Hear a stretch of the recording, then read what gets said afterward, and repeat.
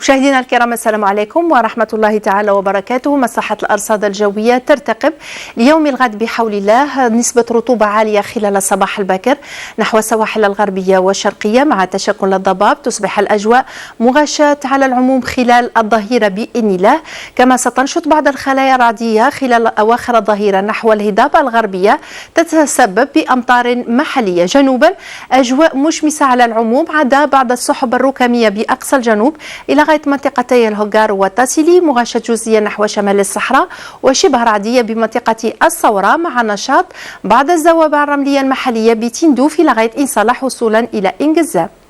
الحرارة خلال ليلة اليوم لن تتعدى 9 درجات بقسنطينة، تتراوح ما بين 10 إلى 14 درجة على المناطق الشرقية الأخرى، والمناطق الوسطى ترتفع بالمناطق الغربية لتصل محليا إلى 18 درجة، في حدود 21 درجة بغرداية ببسكرة بتمنراس، 27 درجة بالنسبة لأضرار، وترتفع إلى 29 درجة بأقصى الجنوب. أما خلال ظهيرة الغد الحرارة القصوى ستقارب المعدل الفصلي على أغلب المناطق الشمالية، تتراوح ما بين 25 إلى 29 درجة، عدا بالمناطق الداخلية الغربية سترتفع إلى 30 درجة بتلمسان، 33 درجة بمعسكر وغليزان، 34 درجة بغرداية، ترتفع أكثر نحو ورقلة حسيم سعود لتصل إلى 36 درجة، في حدود 37 درجة ببشار وتمنراس. وأجواء حارة تبقى تميز أضرار، تندوف، تميمون، إن صالح، برج بجي مختار وإنجزام ما بين 42 إلى غاية 44 درجة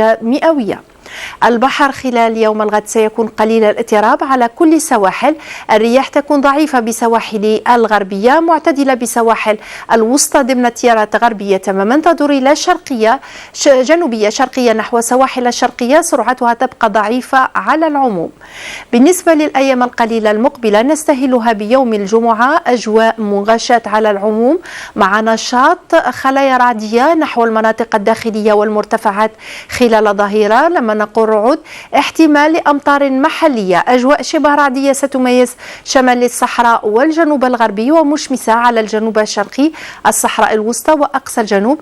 درجة الحرارة تبقى مستقرة مقارنة بيوم الغد.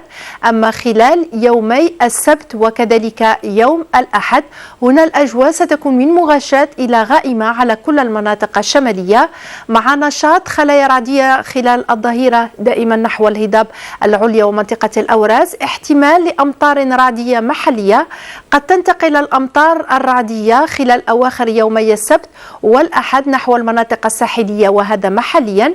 الرياح طيلة يومي السبت والأحد ستكون قوية نسبيا نحو الهضاب الغربية الوسطى وكذلك بالجنوب الغربي إلى غاية شمال الصحراء ومنطقة الواحد، كما ستنشط بعض الزوابع الرملية المحلية طيلة الفترة الممتدة ما بين يوم الجمعة إلى غاية يوم الأحد على أغلب المناطق الصحراوية. بالنسبة لي درجات أو بالنسبة لوقت غروب الشمس أقول خلال يوم الغد على مستوى العاصمة وضواحيها سيكون في حدود الساعة 7 مساء و38 دقيقة، والشروق سيكون بحول الله في حدود 5 صباحا و51 دقيقة. دائما تبقى عناوين مصلحة الأرصاد الجوية في الخدمة. أشكركم على حسن المتابعة وإلى